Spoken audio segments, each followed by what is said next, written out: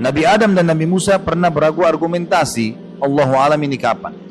Apakah sebelum waktu di zaman Nabi Musa AS, apakah ini di alam yang lain karena ruh para nabi bertemu di alam barzah, atau mungkin nanti di hari kiamat?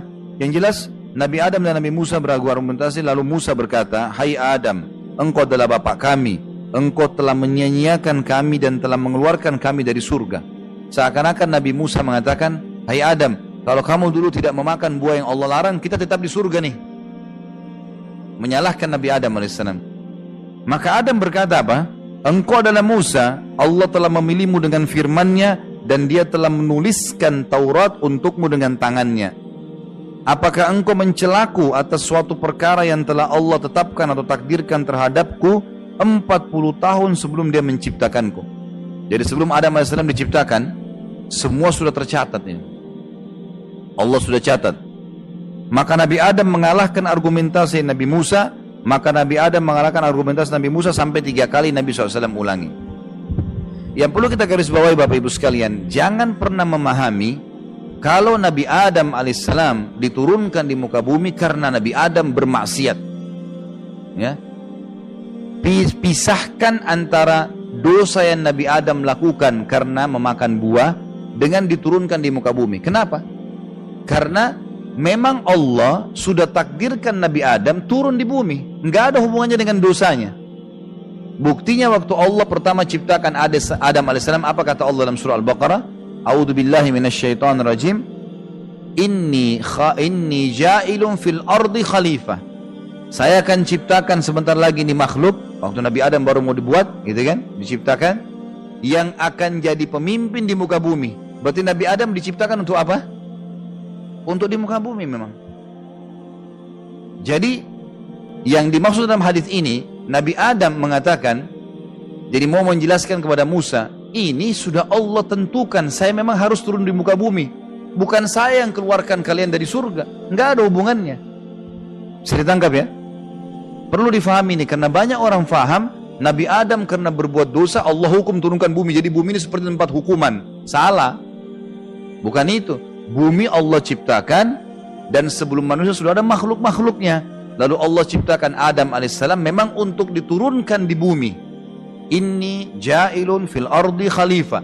Saya akan ciptakan buat makhluk yang akan jadi pemimpin di muka bumi, gitu kan?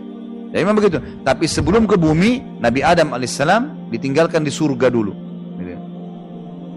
Masalah kasuistik Adam alaihissalam memakan buah yang dilarang, dan ini bukan buah khuldi. Jangan bilang buah khuldi ya, karena Allah tidak sebutkan buah khuldi. Yang sebut khuldi itu iblis, karena iblis mengatakan dalam Al-Quran ya, hai Adam, mau nggak saya tunjukkan kepadamu syajaratal khuld. Dalam Al-Quran diceritakan. Jadi yang bilang ini pohon khuld. Khuld itu diambil dari kata-kata khalidina fiha, khalid yang berarti kekal, gitu loh kan itu. Jadi yang dimaksud dengan buah khuld ya, itu kalimat dari iblis, buah yang kekal. Kalau kau makan hai Adam dengan istrimu, kamu akan seperti malaikat kekal. Allah tidak larang kamu makan buah ini kecuali karena kalau kamu makan kamu akan kekal. Oleh karena itu Nabi Adam tergoda, gitu kan?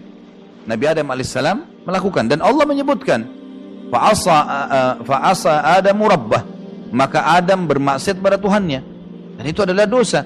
Tapi Allah subhanahu wa ta'ala maafkan untuk Nabi Adam, meminta maaf, gitu kan. Setelah kejadian itu, memang sudah saatnya ketentuan Allah, Nabi Adam memang mau diturunkan di muka bumi. Jadi tidak ada hubungannya dengan melakukan kesalahan Nabi Adam. Jelas ya?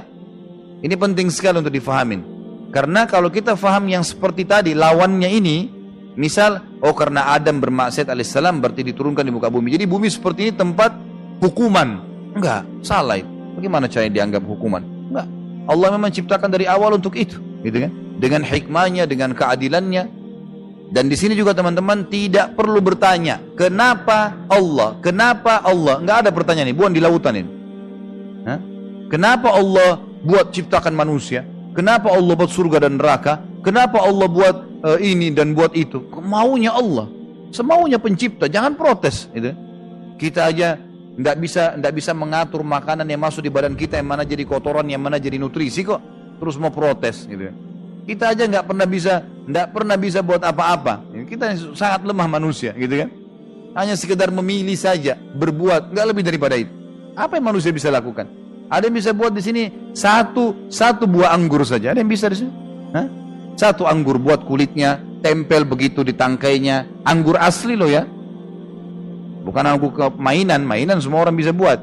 Yang asli seperti itu, seperti Allah buat, rasanya sama, bentuk. Nggak ada, satu buah. Bagaimana kalau disuruh buat anggur semua? Bagaimana kalau disuruh buat semua buah? Bagaimana kalau disuruh buat dirinya sendiri? Nah, manusia cuma bisa buat robot. Robot pun kena menciplak ciptaannya Allah. Itu pun tidak bisa buat apa-apa, tidak bisa seperti manusia. Ya. Manusia bisa sedih, bisa senang, bisa gembira, ya. Bisa tidur, bisa bangun. Robot berdiri terus. Ya. Kaku jalannya, nggak ada. Ciptanya Allah mustahil. Kalau mau dikasih menangis, dibunyi suara, alat. Bukan dia sedih. Kita enggak, dari dalam hati sedih. Susah itu, rumit. Ciptanya Allah luar biasa, sempurna. Jadi hati-hati.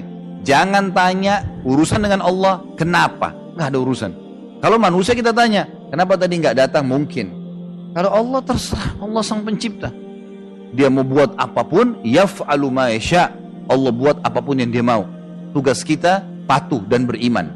Akan aman tuh kalau kita ikut patuh dan beriman. Fil qalbi masyaa'ir ukhfiha qad ashraqat asy-syamsu 'alayha 'an khutatin lam a'ba'u fiha satakunu bi ayyami farqa fa hayati qabla al-halaqati tayhun bi daya'in bi shatati min duni na'im al-ayati dartadu linahfadhaha